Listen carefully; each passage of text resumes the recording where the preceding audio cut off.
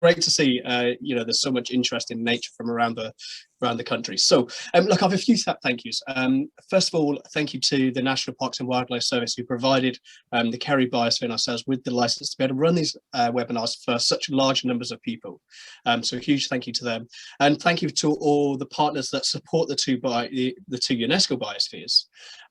It's important that we get their support to be able to look after and protect our biospheres. And I think, Eleanor, you're going to tell us a little bit about what a biosphere is. And I know some of you may have already seen this, and it's fine.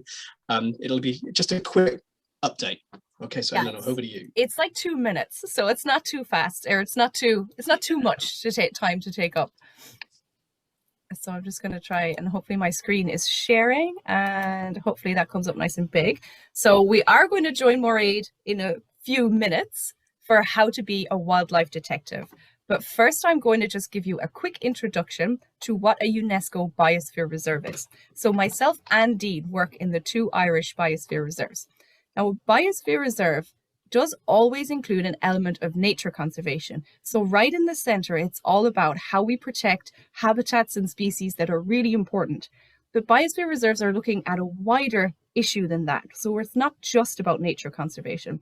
It's also about the people that live in those areas, the kind of businesses and jobs that you have in those areas, and how we use those areas for recreation. So we like to say it's about how nature and culture connect. Now, I said they're UNESCO Biosphere Reserves, and that's the designating body. But UNESCO stands for United Nations Educational, Scientific, and Cultural Organization. Just in case you get asked that in a quiz now, you'll know the answer. So as I said, the Biosphere Reserves have nature conservation at their core. So they have 3 different zones. So the center zone, the green section in the middle, is called the core area. That's where we focus on conservation. And then in the blue area, the darker blue, just around the green area in the center, that's called the buffer zone. And that's where we start to see activities taking place that are environmentally sustainable.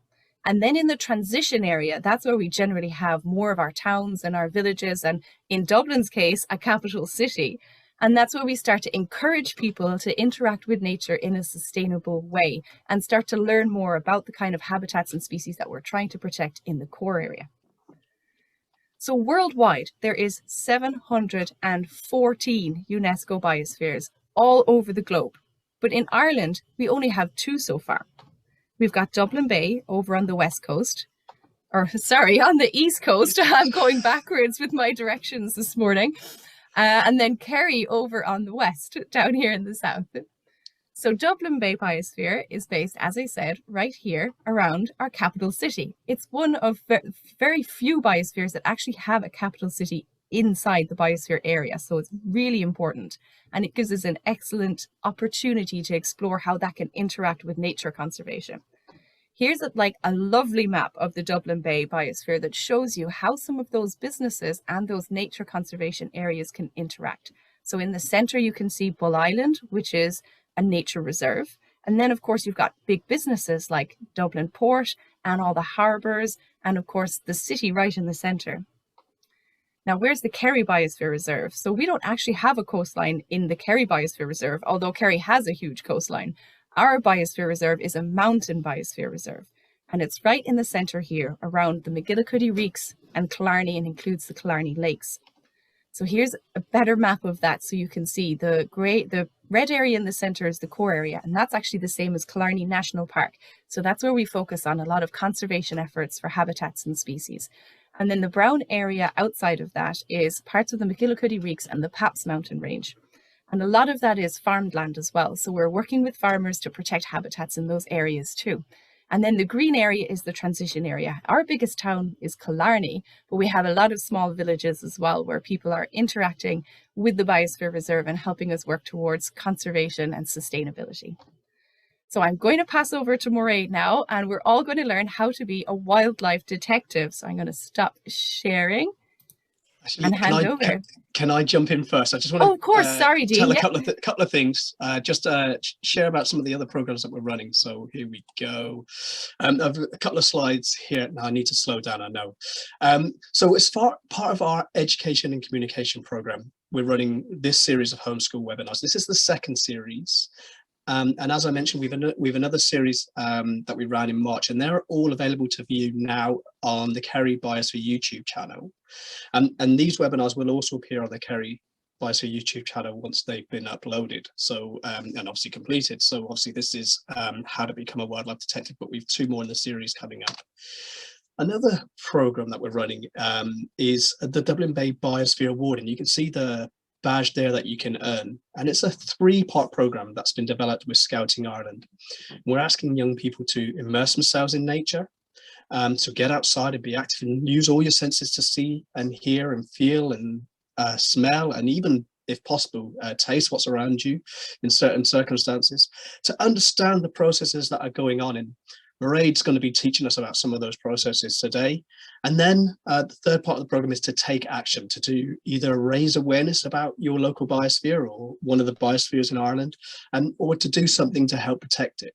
So that's one of the other programs that we're running. And we also are running a young nature bloggers program. And so we're asking young people to write about nature and tell us a little bit about that and have some connection to one of the 2 biospheres here in Ireland. More details are available there on our website. So I wanted to share that with you just in case you have any young people that are interested in sharing their love and passion for the biosphere and for nature. Okay, so I'm going to stop sharing and we're going to get to the main event, which is Mairead, and over to you. So first thing is just Jeev go gat dinner toy Gaelscoil na timp na tíre. Welcome to everybody in Gaelscoil. So by my gusaj cúpla focal scale, I'll be using few words in Irish. I always like to give the Irish name for animals as I go along. So Gráinneog is hedgehog, or Irarua is the red squirrel. It's lovely to learn a little bit about the Irish for our native species. So here we go. Who is ready to learn a little bit about the wild animals that are around us in Ireland, all around the country? Okay, and remember I warned you last week, and those of you who weren't on last week, teachers, if you don't want to learn about animal poo, this is the wrong place for you, because we're going to be talking about it and looking at it. Okay, so today is about being a wildlife detective.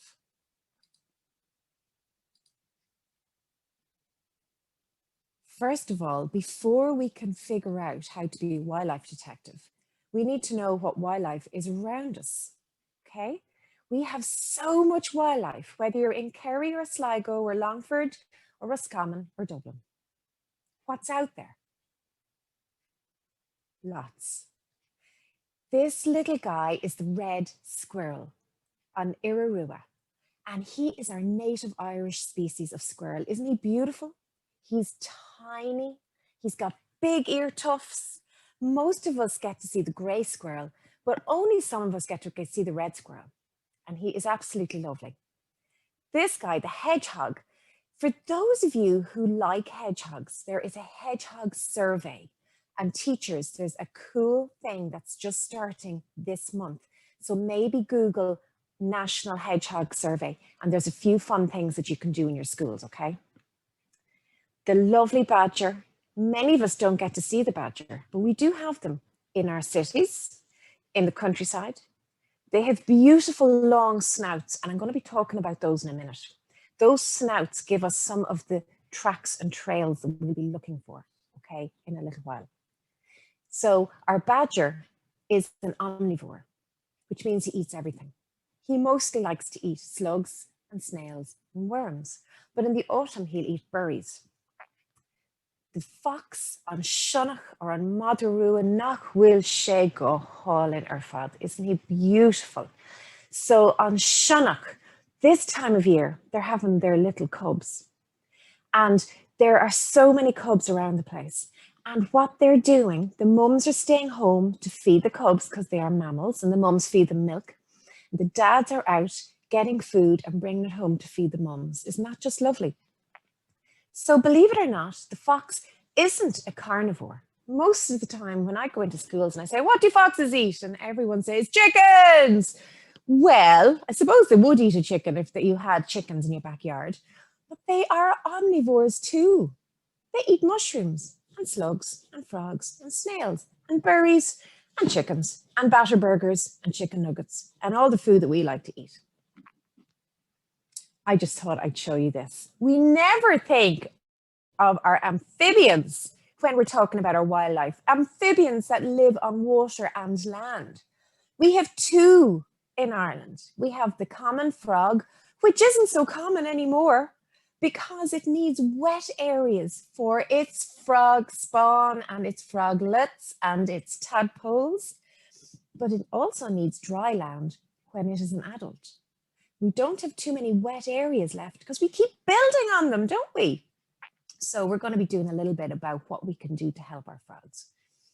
This doozer, actually, sorry, we've three amphibians. What am I talking about? This funny looking guy with all the warts is a natterjack toad. Now, most of you will never get a chance to see him because he's only found on special nature reserves in County Kerry and County Wexford. And this guy is the newt, the smooth newt. And you're saying, what are you talking about, Mairead? I never heard of such a thing. They live in Ireland too. And they're a bit like the frog. They live in water and on land, okay? Now, you're Mairead, you've totally lost the plot. What are you talking about? Lizards? We're in Ireland. We're not in Spain. We have a lizard in Ireland. It's called the common lizard. And again, I don't think it's that common because did you ever see one? They're very hard to see. They like to hang out where there's lots of stone walls where they can kind of bask in the sun because they don't make heat inside their body like us. They need to take heat from the sunshine. So they need to hang out in the sun on walls. We have another kind of lizard in Ireland. It looks like a worm or it looks like a snake. It's called a slow worm. Now, it's only found in the west of Ireland, around the Burren. It's a legless lizard, and it's not native to Ireland. It was introduced into Ireland, so we really don't want to be encouraging this guy because he eats all our native little fellas. I'm going to show you a little video about the common lizard on Bull Island in Dublin, because I know you don't believe me that we have them, but really and truly, we do. Is this it? To find it. Come on, where are you? Okay, what I'm going to do, sometimes my videos disappear and I just don't understand where they go. Wait a minute. Aha, here he is. Now, let's go.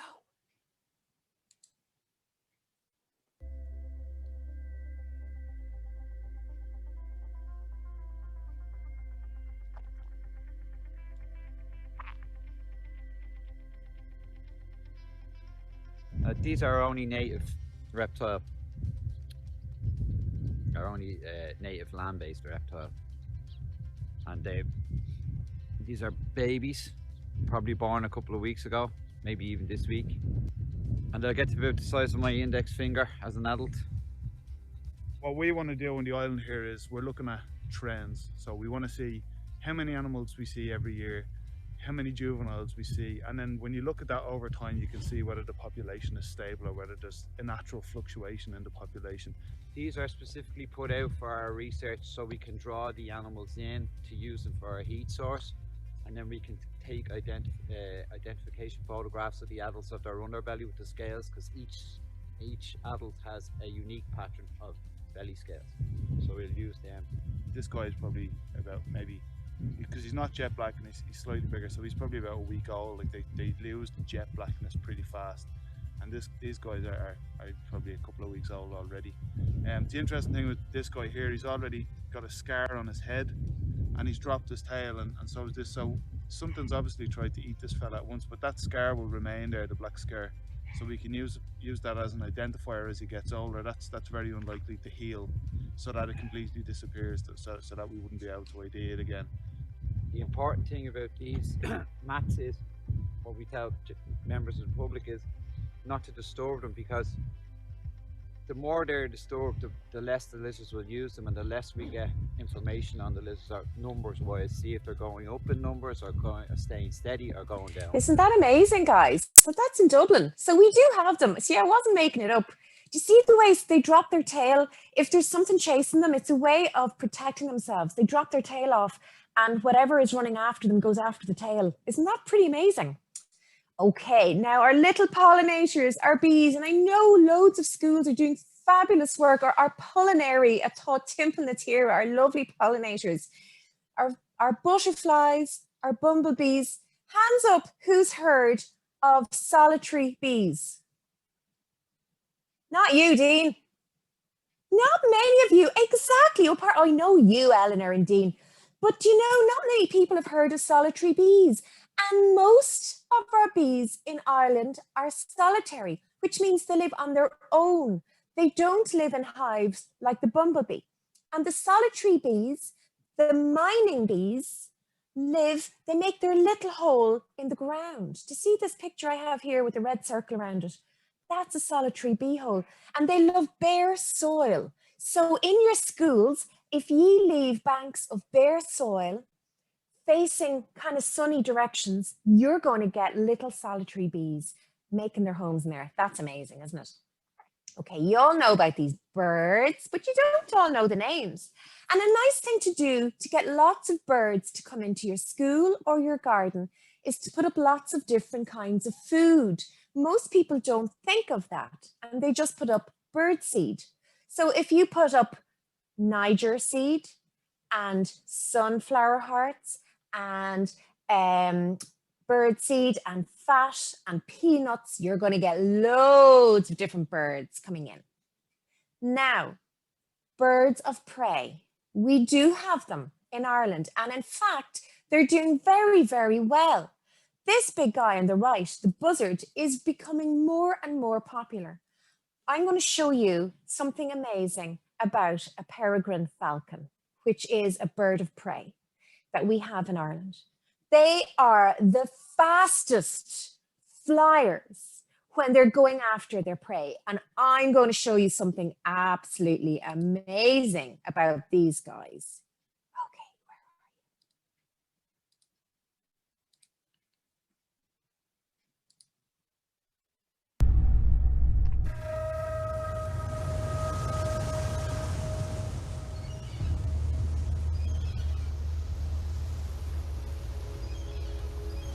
The true superpowered king of speed is about to clobber one of these pigeons.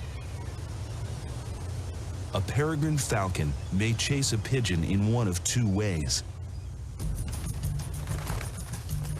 The first method is the flat-out chase. Sometimes it works, but pigeons are fast too. And when jostling back and forth with a peregrine in this mode, prey will occasionally slip away.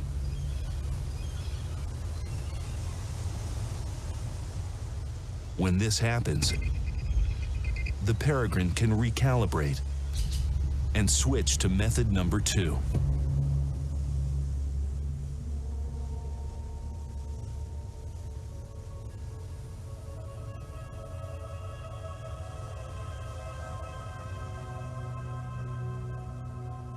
It's called the rapid stoop, the dive bomb.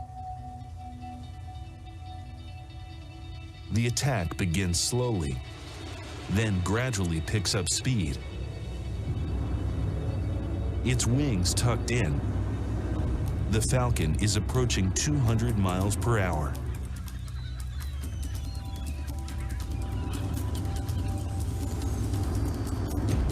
It is now the fastest animal on the planet. Against this super-powered speed, the pigeon is defenseless.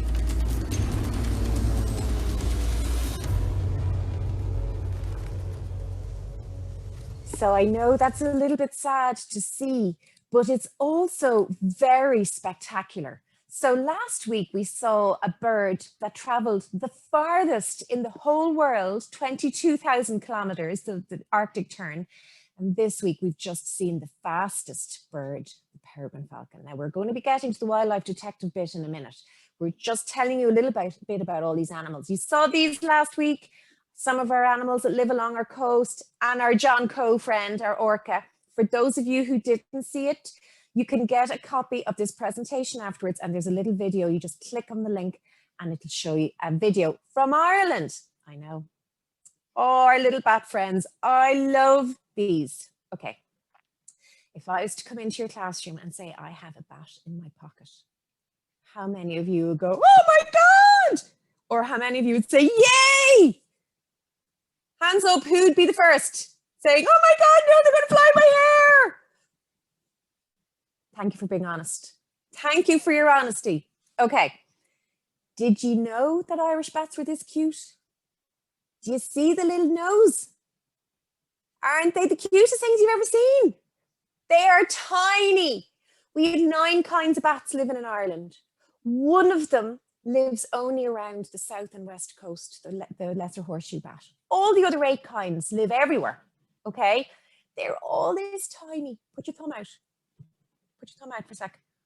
Now picture the little bat, and he's sitting on your thumb, and he's not even the full length of your thumb.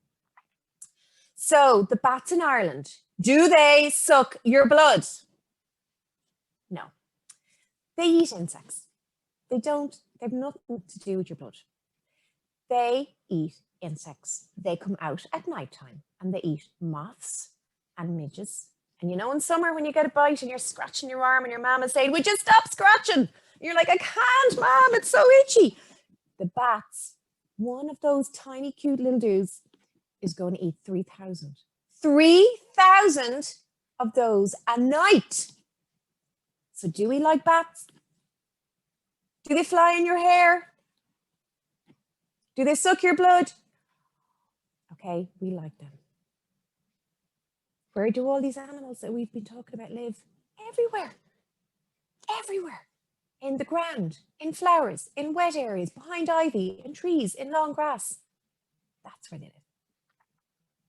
Okay, now to the bit where we're talking about poo. Okay, I'm actually going to come back to the video.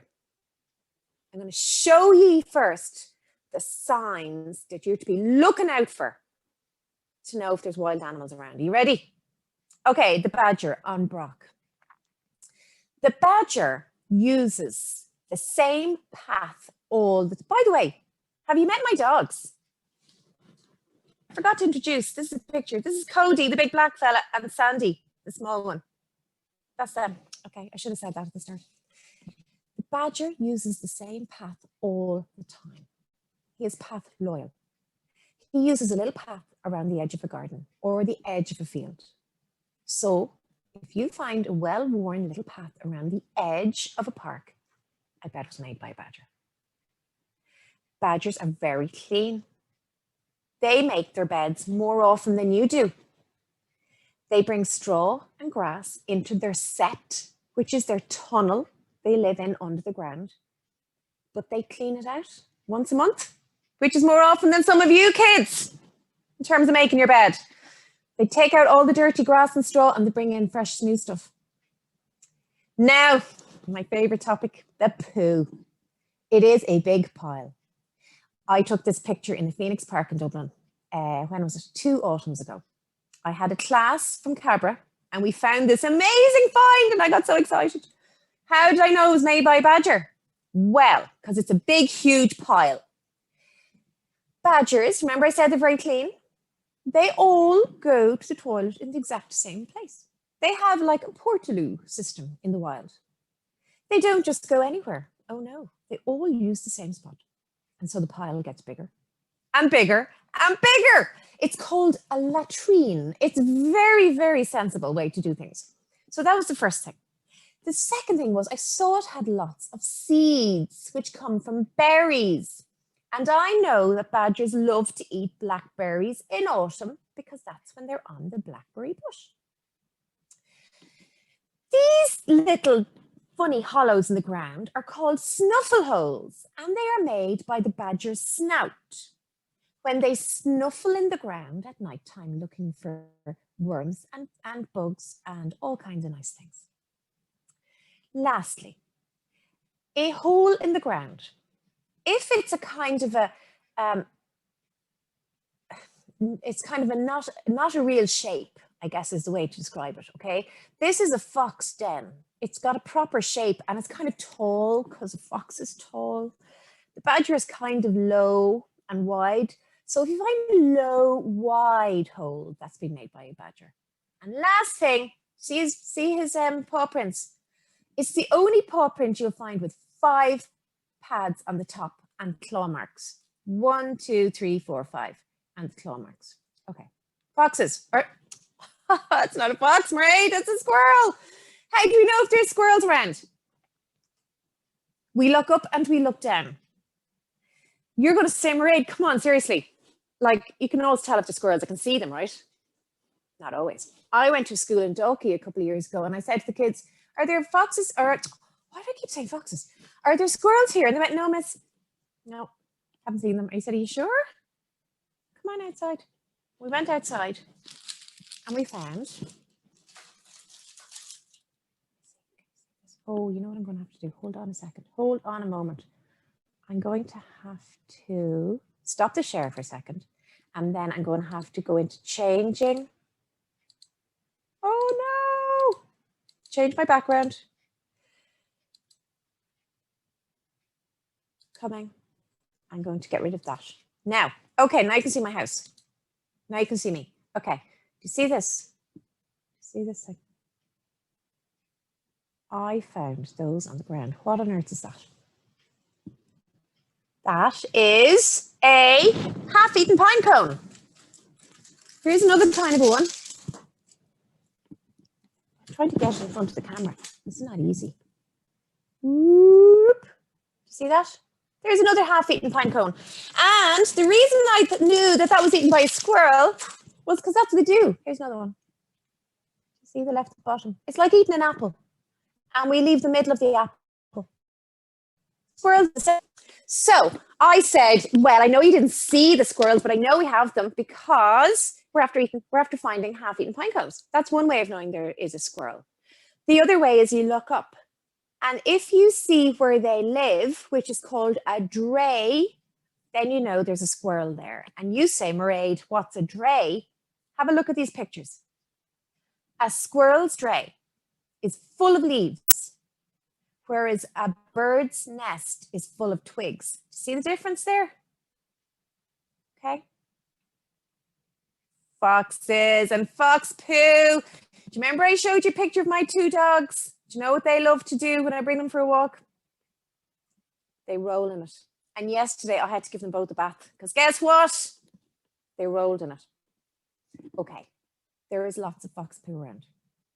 You'll definitely see it after today when I describe it to you and you're like, Mairead, too much information. It's not, it's really fun. Okay, a fox poo is generally squiggly. See, it's got a squiggly shape. That's, of course, unless it was smushed in the ground by someone's foot. Ew. Okay, it generally is black, not brown. And it will nearly always have visible the things the fox ate. So this one down at the bottom has hair in it. So that could have been from a rat. And it's got seeds, because do you remember I said they're omnivores? So it was also eating berries. And this one here, do you see those little black shiny bits? They are beetle shells. So now I bet you're going to be going out now and looking on the ground at all the poos and checking out what's in them. See, it's hard not to. Next thing, you know when you find a big pile of feathers on the ground? Now, I'm not talking 1 or 2. I mean a big pile, like this picture up here. That means that a bird got killed by something, okay? The web of life. It either got killed by another bird, like a magpie or a bird of prey, or it got killed by a fox. How do you know which?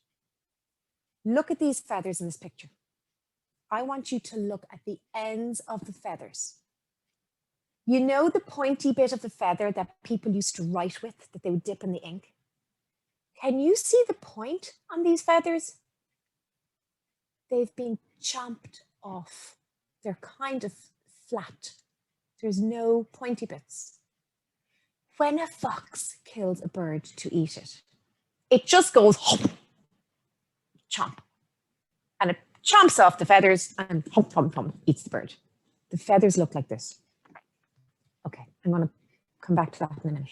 Last thing about foxes and paw prints. This is mainly for the older kids, and I know you can follow this. If you find a paw print in wet ground, remember I said that badger has 5 obvious pads at the top. Look at these 3. Don't mind the red X's for a minute. The cat is small.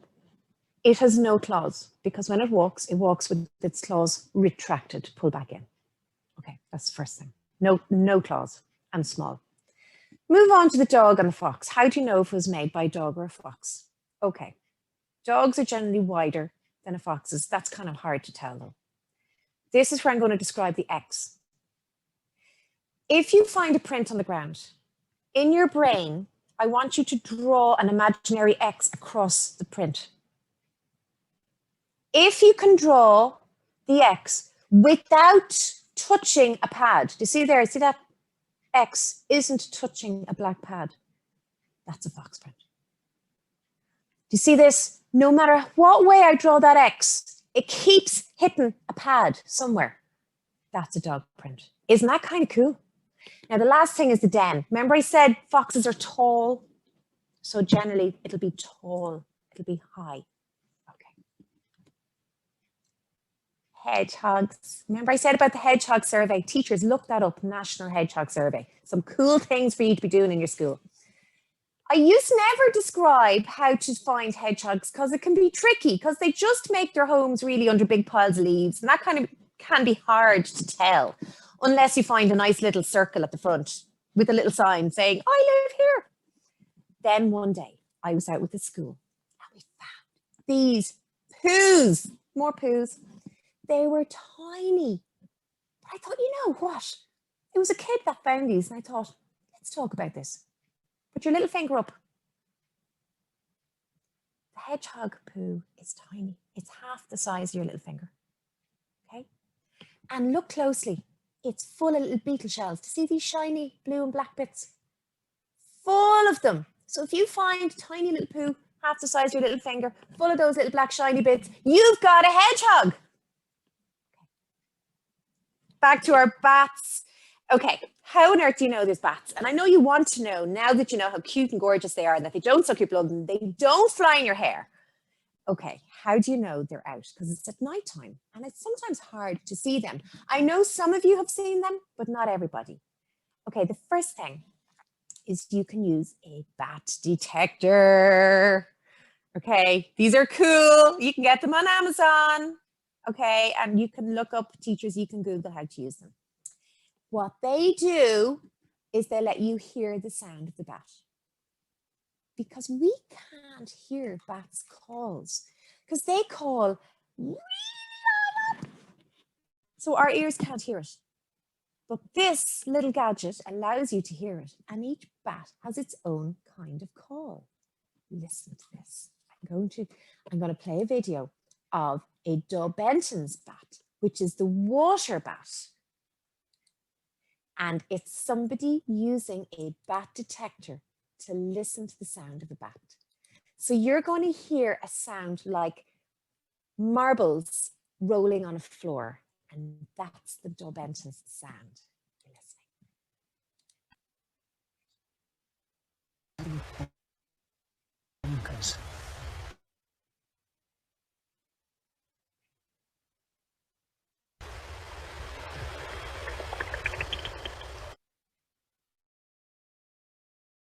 What this device is doing is picking up the very, very high-pitched calls of bat, way beyond the range of human hearing, and interpreting it. Oh, here they come, here they come, here they come. Yes, I can just pick them up now on the thermal camera. Daubenton's bats. These are the water specialists. They fly incredibly low over the surface of the water, dangerously so, you think. But because they occupy this very narrow band of airspace just off the water's surface, they get first pickings of insects as they emerge, as they hatch. Here they come. 2 of them. 3 more. Ooh, chasing each other. Oh, right, that's been lovely. I wonder how Jamie's getting on. Hopefully the infrared. Isn't that cool? So do you see the way it works? It lets you hear the bat sound. So there's other ways, and I won't go into it hugely, and I have notes written on this for teachers. You can read it out afterwards. You can see you're looking for signs outside. So bats tend to like to live in attics. If they can't find an old tree that they can roost in, they'll go into an attic and you don't even know they're there. And so they'll fly in as close to the roof as they can. And they will often leave, again, droppings. I'm always talking about droppings on the wall. They will also leave like a dirty mark because they're moving in and out all the time. They will, if you're lucky, you might find a pile of moth wings on the ground. And that's because they are also very picky eaters, a bit like the squirrel leaving his apple core behind. These guys spit out the wings of the moth. They don't like them. They spit them out. So sometimes you find a pile of wings. And the last thing, of course, I have to talk about the poo. If you find a pile of this in your attic, it's not made by a mouse. And I'll tell you how you know the difference. For starters, mouse poo is stinky, okay? This doesn't smell of anything. You won't smell it. Next thing, and you're going, oh, Mairead, I'm not going to do this. Get a pencil and squish it. Okay, you're like, oh. Do you know what happens? It just goes into dust. It's not gooey or wet or anything. It just flakes into dust, goes poof. So that's the difference between mouse poo and bats. And look, it's also full of little beetle shells. See all those shiny bits again? Okay. Our lovely birds of prey, I'm not going to go into them in huge detail, but I do want to show you, remember I said about the fox and big piles of feathers and how the fox chomps off the feathers so there's no point left on them. Birds are different. If it is a bird of prey or a magpie that has killed that bird, it will pluck the feathers out first before it eats the bird. So when it plucks them, it means the points are left on the feather. See, the point is still there. That was killed. That bird that left those feathers was killed by another bird. Okay. I'm going to show you a little bit about, no, that's not how we do it. We go into new share, don't we? I'm going to show you, I'm going to bring you on a nature walk. Pretend we're outside today, guys. And you can hear the birds. So we're going to go on a walkabout. And I'm going to skip through bits of this every now and then, okay? Because there's another video at the end I want to show you, which is just magic. My name is Mairead Stack and welcome to St. Anne's Park in Dublin. So today we are going to be looking for tracks and trails of wildlife. And you might think, what kind of wildlife is in Dublin City? There is a lot of wildlife in Dublin City. But we're particularly looking for signs of mammals today. So squirrels, foxes, badgers, and whatever else we see along the way. So when you're out and about, the main thing to do is to keep your eyes open and look up and look down, look around, and you soon get your eyes into what you're looking for. So come on and let's take a walk and see what we find today. In Dublin City, there are loads of pocket parks, which are small little corner parks. There's medium-sized parks.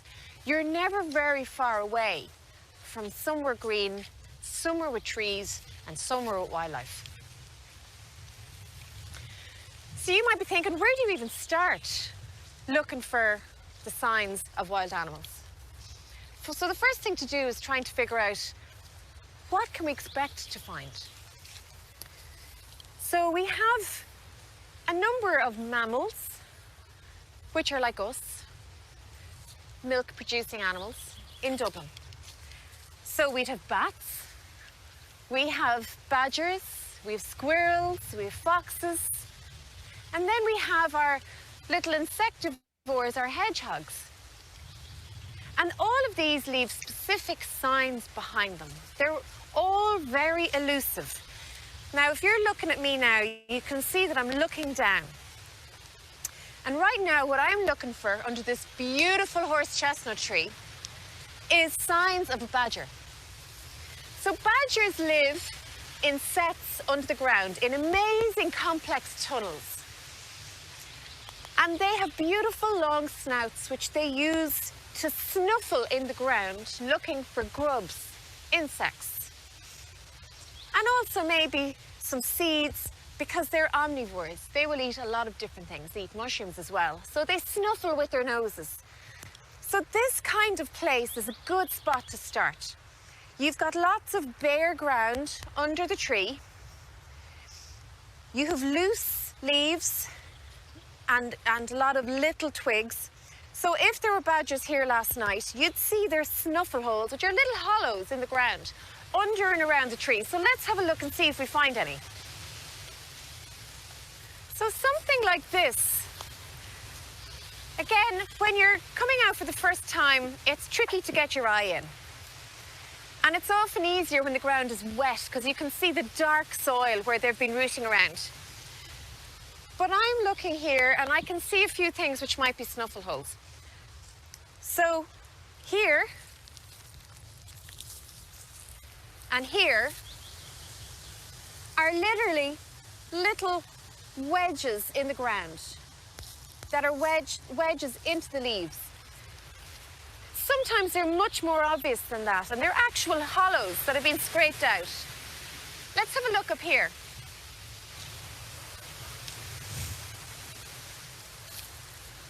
So here's another one. Again, it's like a wedge down into the leaves. It's potentially a snuffle hole. You can sometimes be very lucky, again, if the ground is wet, and see signs of their claws, where they also use their claws to dig and look for what's in the ground. So we'll keep going. And while we're talking about badgers, as you can see, I'm looking down, looking for these snuffle holes. Badgers leave a lot of Okay, I'm going to speed forward a little bit behind here them. because we've talked about that already. Which is used by the whole community of badgers in the area. So in here, I'm looking at a path that's making its way through here. So let's have a look and follow. Remember I this said path. they use the same path all the time, so that's what we're following here. So if you can see in front of us, there is a path in the ground. And it's following the edge.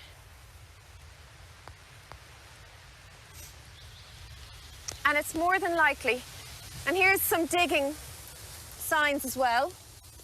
So it could have stopped, snuffled and dug and looked for some grubs here last night. So let's keep walking along and see what else we find, if the badger left any other signs behind him. So here in St. Anne's Park. Okay, we're talking about squirrels there, and you all know we were talking about that.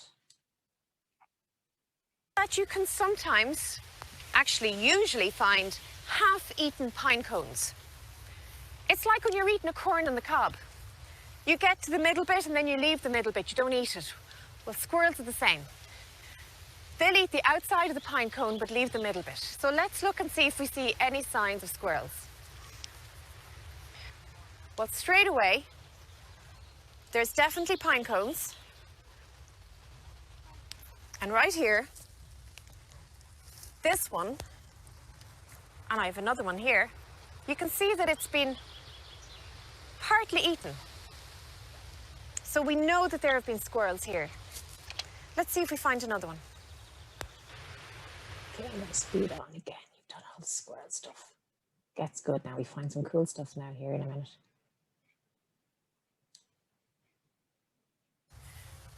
Now you might think, why do I think that was made by an animal? Well, there's a couple of things. It was a I'm hole that looking I at. saw.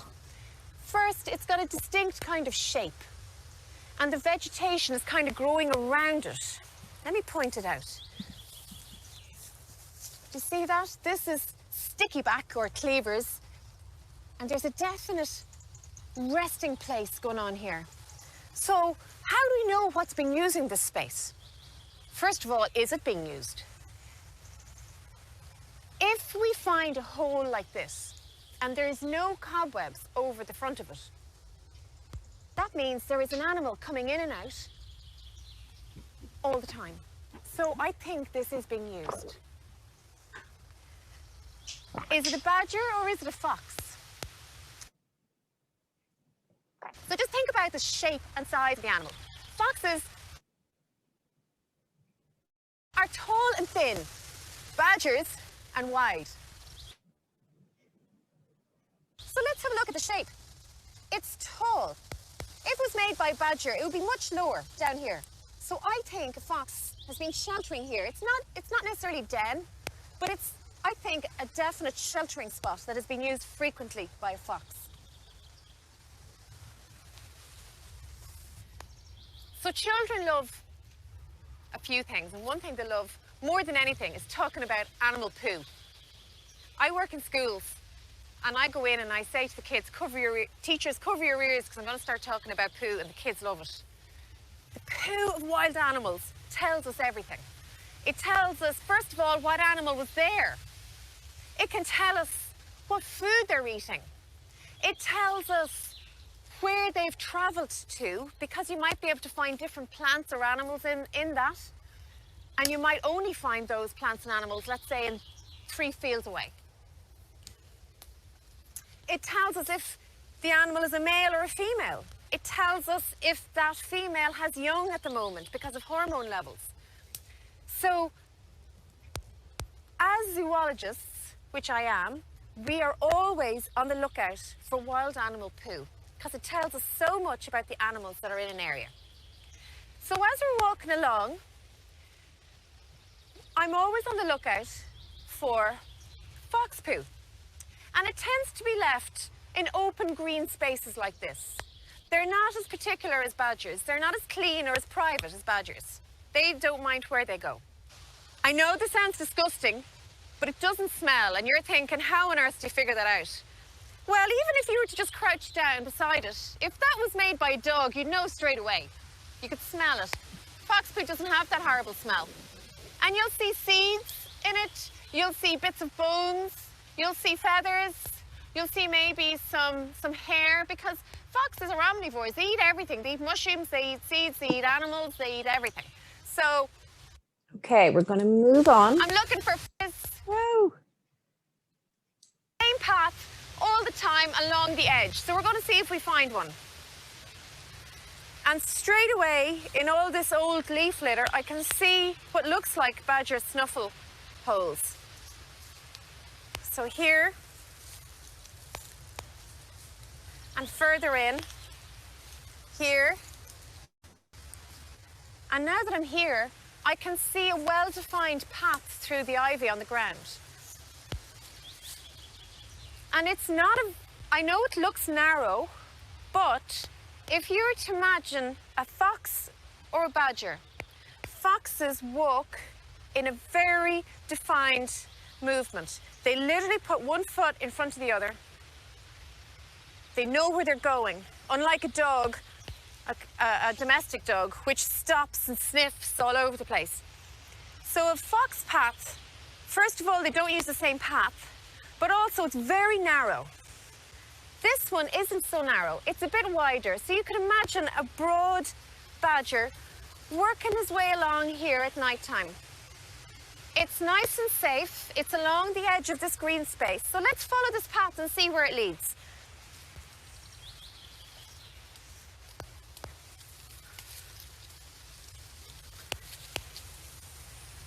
And here we can see it leads to more well-defined pathways. So I think this is a very well-used badger path right here. So here the badger path is getting wider. So I'm just going to follow it and see where it leads us.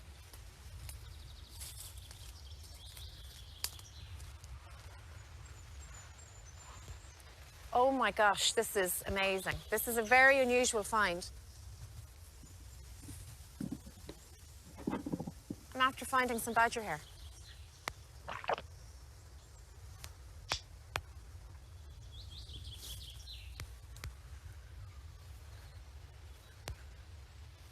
And more. So I think this is definitely a badger path. You can see the black and the white? That's fantastic. Okay, so you get the picture. I think you guys now, if you were to go out into a park with your teacher, you'd be well able to look for tracks and trails. Would you know what to look for now? I think you would. Okay. Great, that's Yes. amazing. I have to say, I really want to get outside now and do some detecting. I know. Because I think I might be able to do it, but I'm not too sure. So I know I don't want to inundate you, but I really, really want to show this. It's 2 minutes long. Okay. So there was a big conference 2 years ago on wildlife in Ireland, and they made this video especially for it on Irish wildlife. And it'll change your life. It is so magic. This is the wildlife around us. It'll take 2 minutes and just sit back and watch. It's really unbelievable.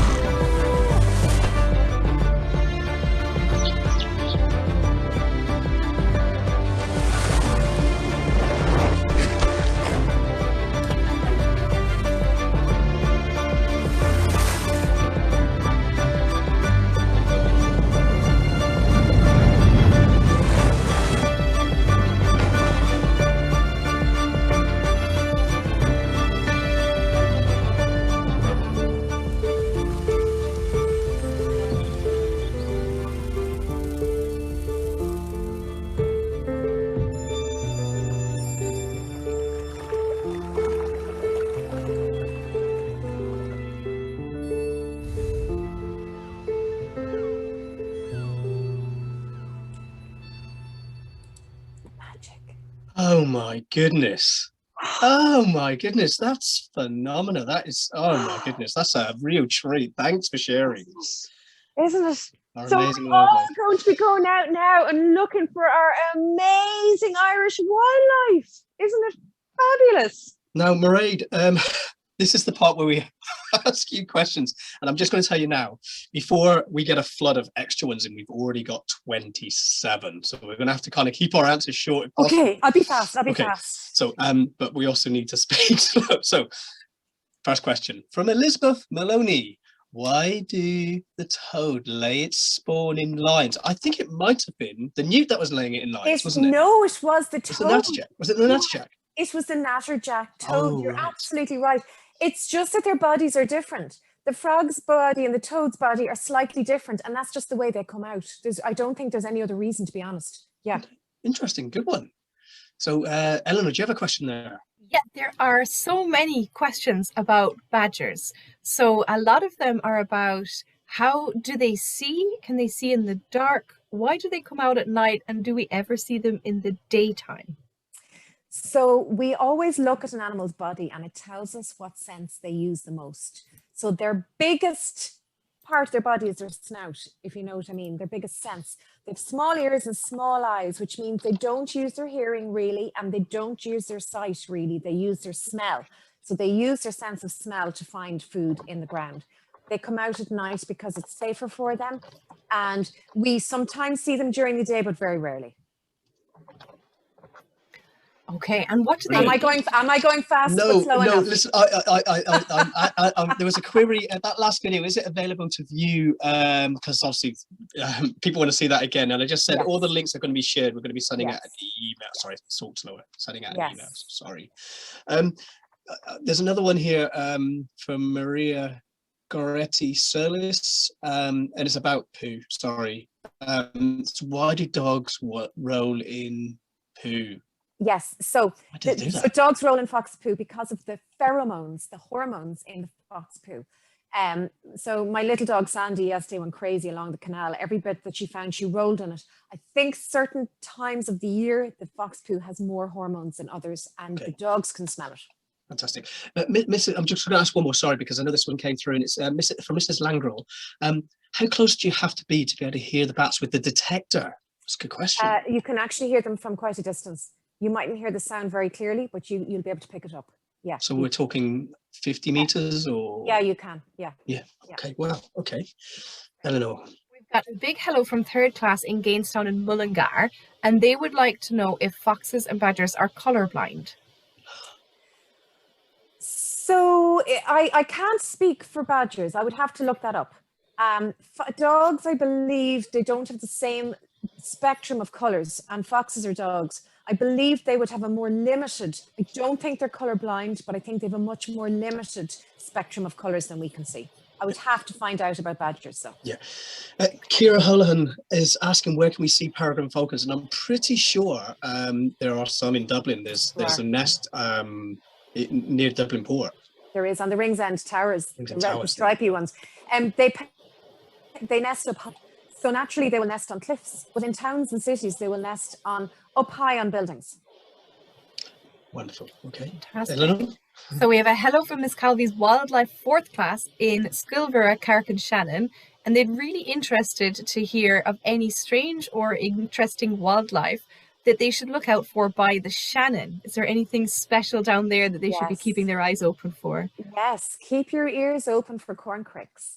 So the corncrake is really an endangered bird in Ireland, and it loves to hang out on the Shannon Callows. So there is a fabulous conservation program in Ireland about corncrakes. So Google that and you will get all the information you need about how to listen for them, what to look for. This one might be a difficult one to answer, but it's from Roisin in third class. And what is the estimated population of red squirrels? Now, maybe you can talk about the counties that they're in. So I will tell you something, and I'll try and be fast. They were declining a lot in Ireland. They were doing very poorly. And then something amazing has happened in the last 2 years. There is an animal in Ireland called the pine marten, and it gets a lot of bad publicity, which is not true. Like bats, people say things about bats that are not true. They don't know the science. So you have to follow the science, okay? Pine martens are actually not carnivores. They are omnivores. They will eat everything. They are called in Irish an cat cran, the cat of the tree. And they are beautiful. If you watch that last video again, they're the lovely black animal that's playing on, a bit like a stoat, I suppose, playing on the trees. They have been doing quite well in Ireland over the past few years, and they tend to eat grey squirrels. And so they're managing to control the population of greys. So the red squirrels are doing well.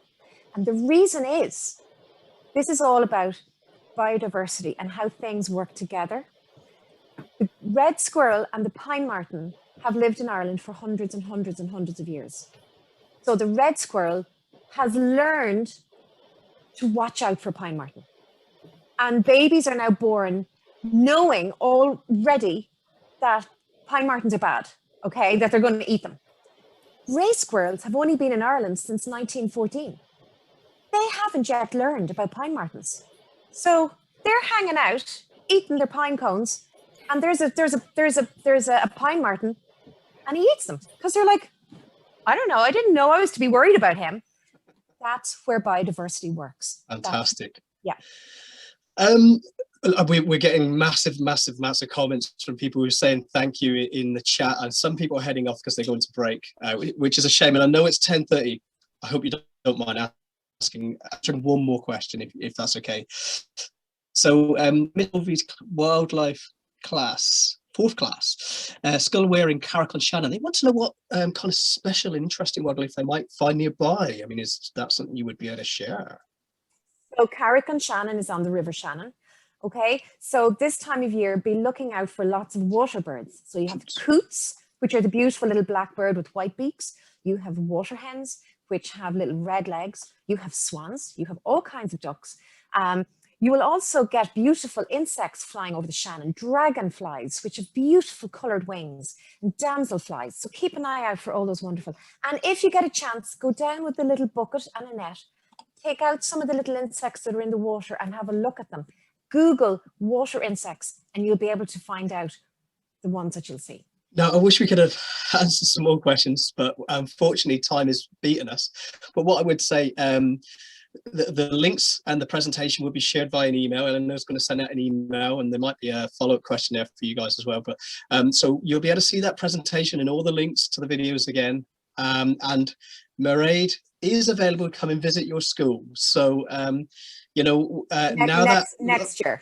Yeah, and but also if you want Mairead to visit you for a special webinar, that's possible as well. So, and I believe they find you via Nature Cubs Ireland. Is that right? That's right. Yeah. Fantastic. So everybody, thank you so much for joining us. I enjoyed it as much as you guys, I'm sure, and we look forward to seeing you all next week. Next week's workshop is all about nature, arts and crafts. Do we need to bring anything to be able to I will let you know. Yes, I will. Oh. I will put together a list. Put together a list. So we'll send that out by email beforehand. I love my list. Okay. I will send them out. Yes. Fantastic. So everyone, thank you so much, and we'll see you all next week. Slán. Slán, Liv. Everyone, have a good day. Bye.